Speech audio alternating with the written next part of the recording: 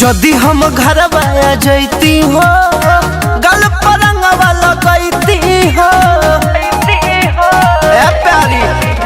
जदि हम घर आ जैती हो गल परंगवा लगैती हो बाकी बॉर्डर पर बनी ठहरावे हो। आर्मी से छुट्टी लेके आजा गावे हो जनवा भावे हो ए हो। आर्मी से छुट्टी लेके आजा गावे हो होली ना तोहरा बिना मजनवा भावे हो। होली ना तोहरा बिना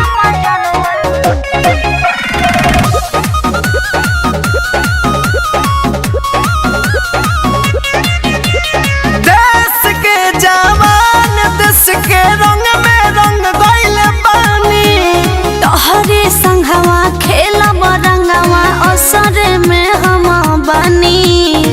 चिंता जिन करो प्यारी का हो देश के जवान देश के रंग में रंग गइल बानी तोहरे संगवा खेलब रंगवा असर में हम बनी। एने तोहरो याद बड़ी आवे हो।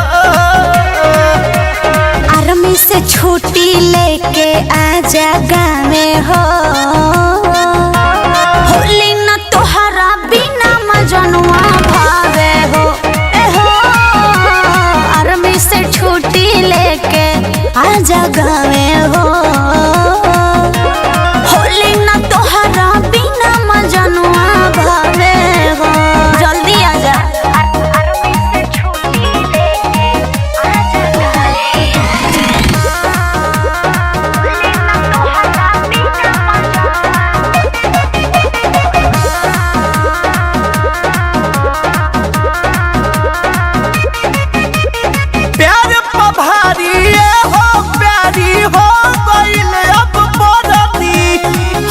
के प्यार मिलई है भारत माई से करब राजी। माई से करब राजी प्यार पभारी हो प्यारी हो गइल अब बरदी। हमनी के प्यार मिलई है भारत माई से करब राजी। पिंटू लालो भी तो हके चाहे हो। आर्मी से छुट्टी लेके आजा गाने हो होली ना तोहरा बिना मजनवा भावे हो ए हो। आर्मी से छुट्टी लेके आजा